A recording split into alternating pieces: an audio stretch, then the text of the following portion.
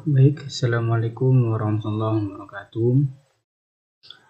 Kami dari kelompok aplikasi Gradle untuk memenuhi sebuah tugas UAS mata kuliah statistika dengan kami yaitu anggota kelompok Alimul Hakim, Akila Nailatur Rahma Elilwa dan Muhammad Rasid.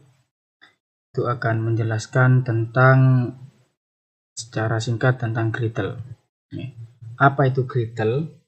Itu Gradle atau singkatan dari GNU Regression Econometric and Time Series Library, dan adalah perangkat lunak statistik open source yang digunakan untuk menganalisis regresi, ekonometrika, dan data deret waktu dengan tampilan yang sederhana. Itu adalah Gradle, yang mana aplikasi Gradle ini yang saya ambil dalam statistika.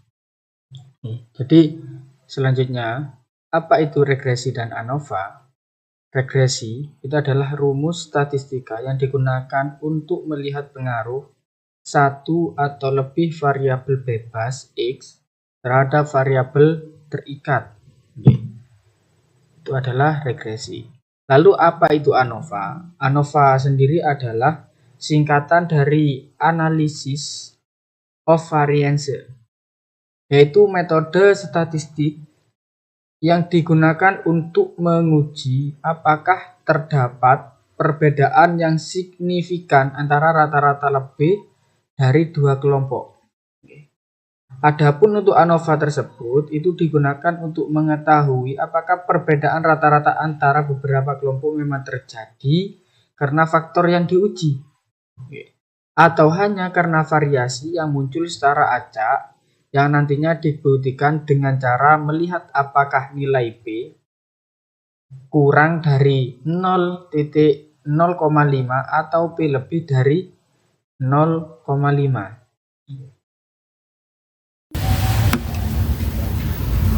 Nah, di sini kita lanjutkan, yaitu langkah-langkah menjalankan aplikasinya. Yang pertama, ini contoh soal. Dari soal ini, kita akan mencari apakah pendidikan X dan pendidikan X2 akan mempengaruhi Y dengan data tidak bebas atau berpasangan sebagai berikut. Ini datanya. Next. Nah, langkah pertama, kita pilih menu file di pojok kiri atas. Kemudian kita cari new dataset, yaitu ini. New dataset. Lalu klik untuk membuat data baru. Selanjutnya, pilih cross-sectional, kemudian masukkan panjang data yang akan dihitung. Jika sudah, klik forward. Karena tadi panjang datanya ada 5, jadi di sini kita ketik 5. Kita terus klik forward. Nah, kemudian untuk menginputkan variabel kita perlu start entering data values. Kemudian setelah kita centang lalu klik OK. Lanjut, kita isikan nama variabel pertama. Jadi variabel pertama tadi adalah Y, di mana Y adalah pendapatan. Kita inputkan Y, kemudian OK. Lanjut, ada langkah kelima, yaitu menginputkan berapa nilai Y-nya. Jadi setiap kolom itu diisi. Nah, setelah Y terisi, kita lanjutkan untuk menambah variabel. Kita perlu klik tanda plus di pojok kiri atas. Kemudian kita isikan variabel X sebagai namanya, kemudian kita berikan nilai untuk variabel X ini sesuai dengan soal.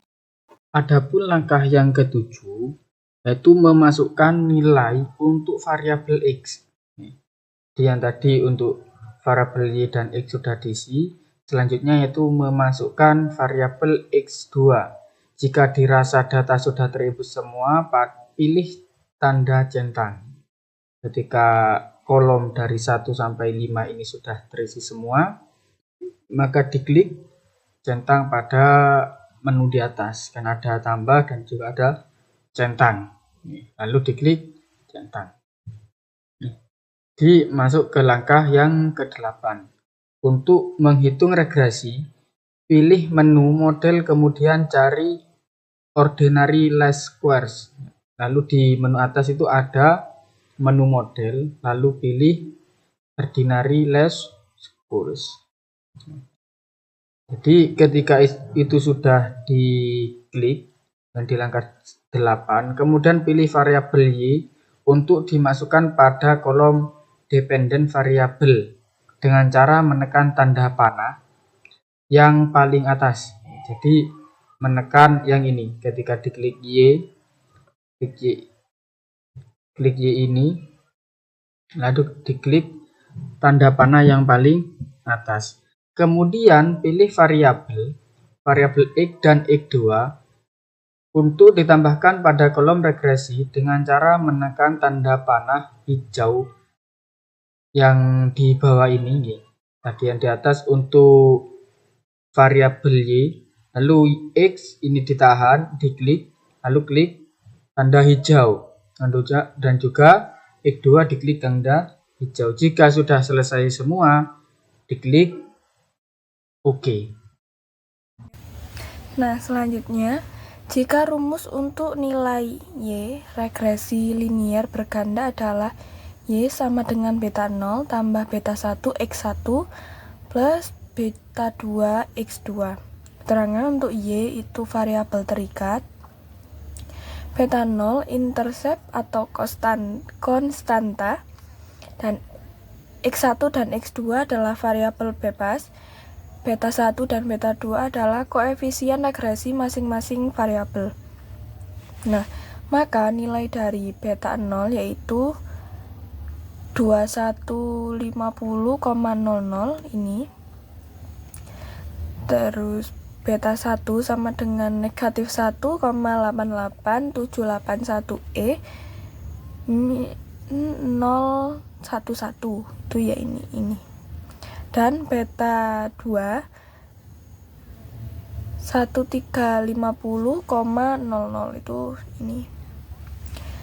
Didapat nilai Y 2150 ditambah negatif 1,88781E min 011 dikali X1 ditambah 1350 dikali X2. Kemudian didapat nilai P value X sama dengan 1, P value X2 sama dengan 0,1841. Di sini P value. Kemudian jika lakukan uji parsial, di mana uji ini dilakukan untuk mengukur pengaruh masing-masing variabel bebas X dan X2 terhadap Y dengan hipotesis untuk X dan X2. H0 2 beta 1 sama dengan 0, beta 2 sama dengan 0. Pendidikan dan pengalaman tidak berpengaruh terhadap pendapatan. Yang H1 B1 tidak sama dengan 0 dan B2 tidak sama dengan 0. Pendidikan dan atau pengalaman berpengaruh terhadap pendapat. Dengan aturan P value kurang dari 0,05, maka variabel tidak memiliki pengaruh terhadap Y atau H0 ditolak.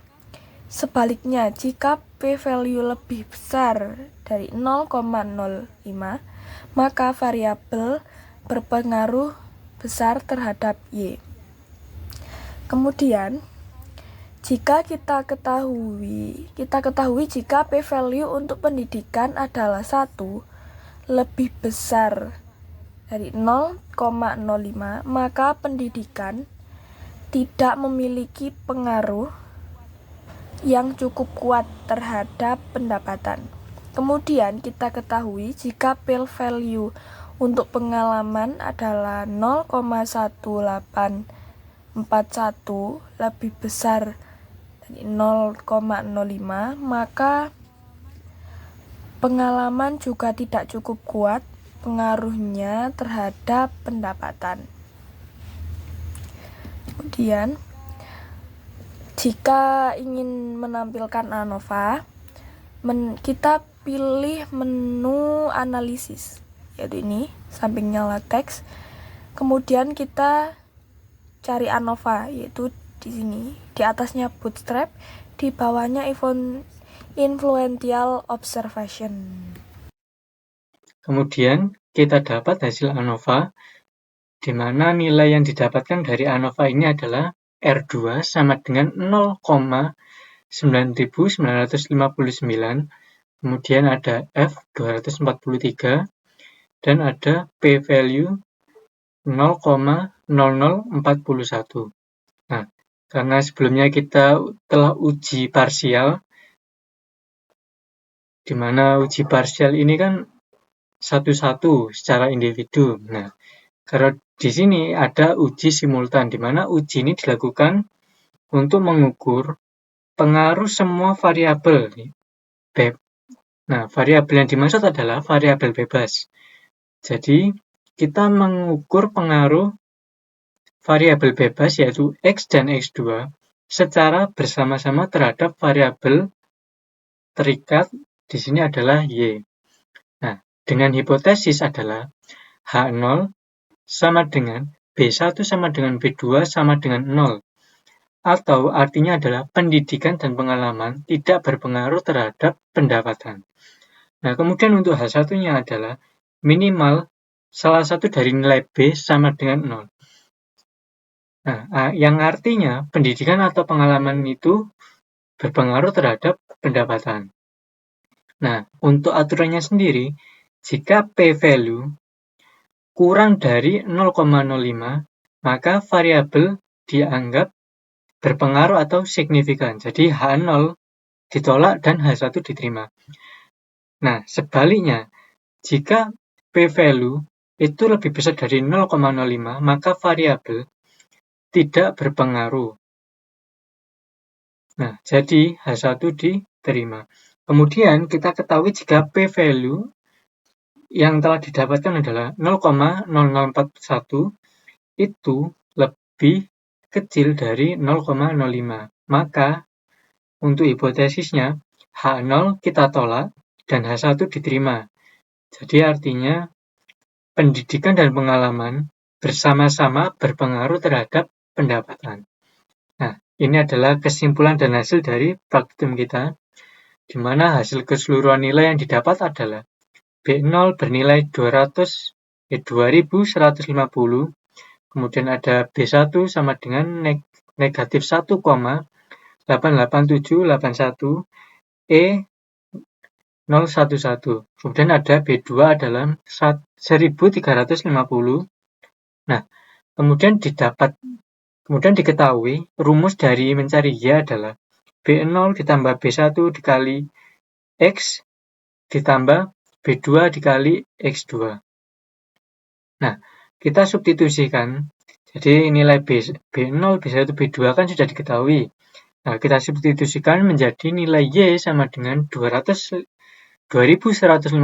ditambah negatif 1,88781 dikali dengan X1. Kemudian ditambah dengan 1350 dikali X2. Nah, kemudian didapat lagi nilai R2 adalah 0,9959 dengan nilai F 243. Nah, p-value untuk F sama dengan 0,0041. Kemudian ada p-value untuk X adalah 1, p-value untuk X2 adalah 0,1841. Nah, berdasarkan hasil regresi uji simultan atau F menunjukkan bahwa model secara keseluruhan signifikan, di mana dibuktikan dengan p-value untuk F itu lebih kecil dari 0,05. Sehingga hipotesis 0 ditolak dan hipotesis 1 diterima. Ini berarti kalau secara bersama-sama pendidikan dan pengalaman berpengaruh terhadap pendapatan. Namun, karena tadi ada uji simultan, nah ini ada uji parsial atau T. Menunjukkan bahwa secara individu, jadi antara pendidikan apakah berpengaruh terhadap pendapatan dan pengalaman apakah berpengaruh kepada pendapatan. Jadi secara uji parsial menunjukkan bahwa secara individu baik pendidikan maupun pengalaman itu tidak berpengaruh kuat secara individu atau satu-satu. Jadi pendidikan ini kalau apakah pendidikan berpengaruh terhadap pendapatan? Nah, itu tidak berpengaruh besar kalau hanya pendidikan saja. Jadi sehingga secara parsial hipotesis 0 gagal ditolak, di mana artinya pendidikan dan pengalaman tidak berpengaruh kuat secara individu terhadap pendapatan atau Y. Nah, ini ada tabel dari hasil-hasil kita. Jadi jenis uji F atau uji simultan di mana H0 sama dengan B1 sama dengan B2 sama dengan 0 dan H1-nya setidaknya 1 tidak sama dengan 0. Nah, kesimpulannya didapat untuk uji F adalah tolak H0, jadi berpengaruh. Kemudian ada uji T, X atau pendidikan. B1 sama dengan 0, B1 tidak sama dengan 0. Nah, kesimpulannya adalah gagal tolak H. Kemudian ada uji TX2 atau uji parsial untuk X2, di mana H0-nya atau hipotesis 0 adalah B2 sama dengan 0. Kemudian adalah H1 B2 tidak sama dengan 0. Kesimpulannya adalah gagal tolak H0. Nah, ini adalah hasil dari uji regresi kita, di mana secara bersama-sama pendidikan dan pengalaman itu berpengaruh terhadap pendapatan. Namun jika ditanya apakah pendidikan secara individu itu berpengaruh ke pendapatan, jawabannya ada di uji parsial, di mana tidak terlalu berpengaruh atau tidak berpengaruh kuat. Nah, seperti itu. Nah, sudah berada di akhir. Terima kasih sudah menonton videonya. Kalau banyak kurangnya saya mohon maaf. Wassalamualaikum warahmatullahi wabarakatuh.